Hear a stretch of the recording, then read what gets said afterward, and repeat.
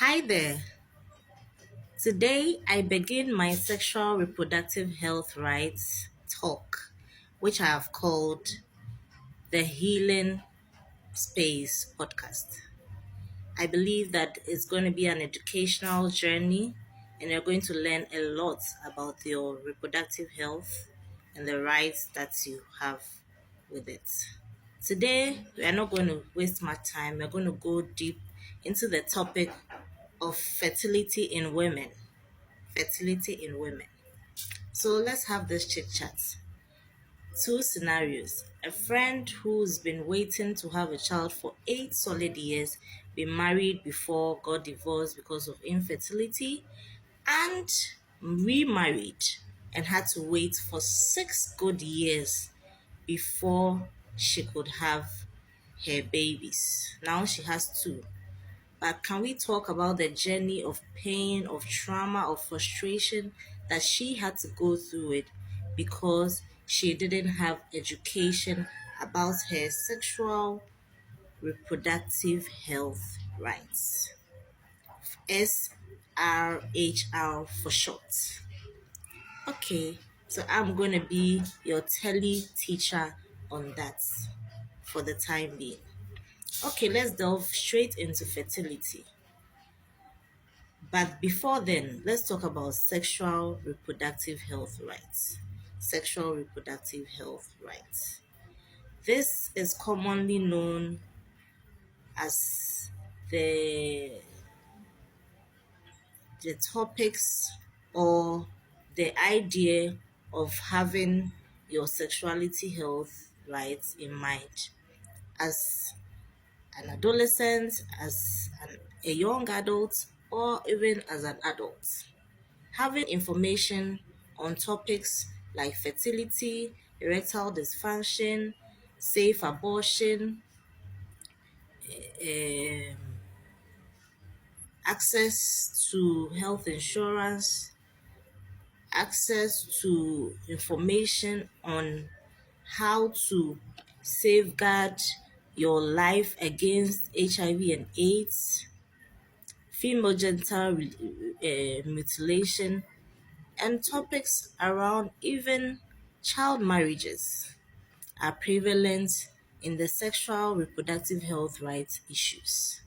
So let's delve back into our topic, which is today fertility.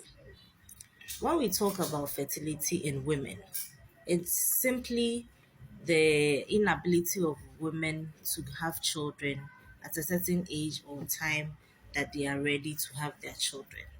And this can really not augur well for the couple who are involved. Some have to go through IVF, some have to go through tests, some have to go through various counseling to be able to shoulder this situation and to wait either on the Lord or have a waiting period where they nurture themselves to be able to conceive and bear a child and even hold the child to term, which is 9 months. It can be a very challenging situation. And sometimes women who are fertile can even suffer miscarriages, which means they've not been able to carry the baby to term. So let's talk about it. So back to the story. This friend of mine who has waited for 6 years to have her own children had to start taking some medication to boost her ovulation. How many people are aware of this? There's also another story of a woman who had had a child before, but into her second marriage, she had to wait for so long to be able to have another child.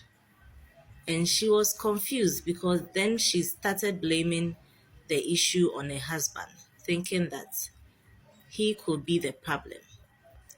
Unbeknownst to them, she had a challenge with her ovulation cycle, and those are the time where she was most fertile, and she didn't know. But during those times, she didn't want her husband to come close to her sexually, and so she had to suffer the brunt of being infertile because she didn't know her fertile window was during her ovulation period when she didn't want anybody to be touchy around her or come close to her sexually. So you see, she was fertile, but the times for which she was having her sexual intercourse was not her fertile window. So she couldn't conceive and have a child. So having information about some of these things can really go a long way to helping you conceive and become fertile. But without information or lack of knowledge, we say the people will perish. Thank you so much for being with me on this short interaction on sexual reproductive health rights. I have been Justica Enima, and I'll be with you again on another episode. Thank you and have a wonderful time.